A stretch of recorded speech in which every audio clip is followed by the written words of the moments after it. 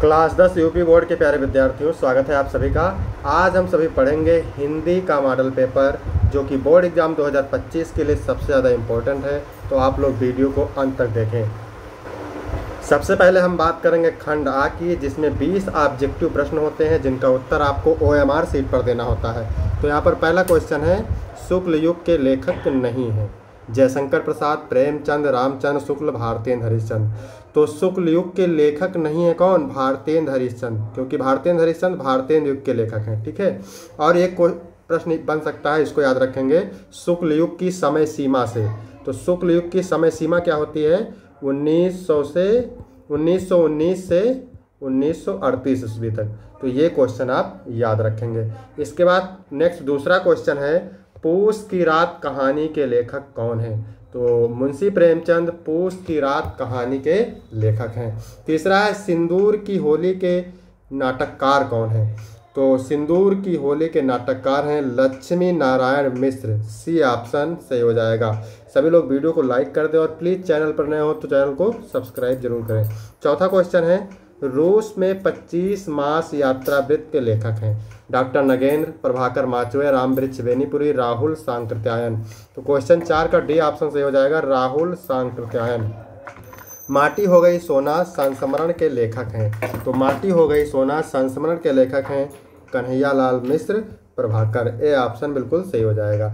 इसके बाद question number 6 है, रीति काल को अलंकृत काल किस विद्वान ने कहा है? तो रीति काल को अलंकृत काल मिश्र बंधुओं ने कहा है। बी ऑप्शन से हो जाएगा।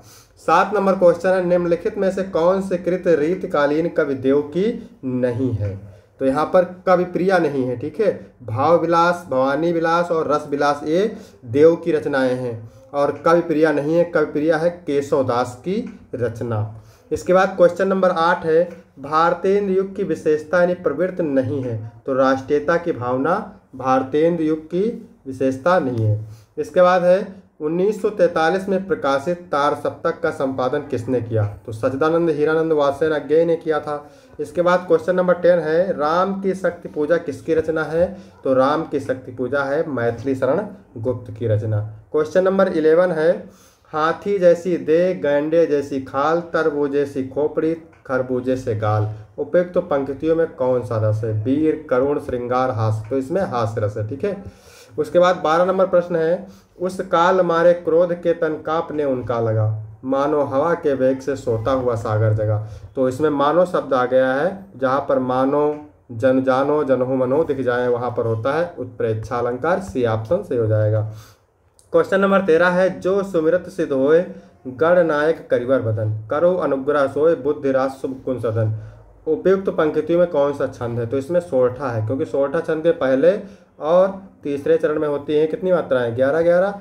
दूसरे और चौथे चरण में होती हैं 13-13 मात्राएं। तो आप मात्रा लगा के चेक कर सकते हैं।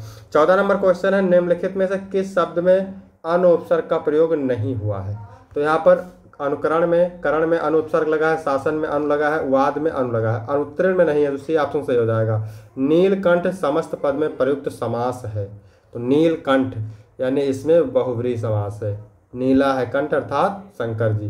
बादल का पर्यायवाची शब्द नहीं है, तो जलज नहीं है। ठीक है। और नीरद, अम्बुद और जलद तीनों हैं। जलज कमल का पर्यायवाची है।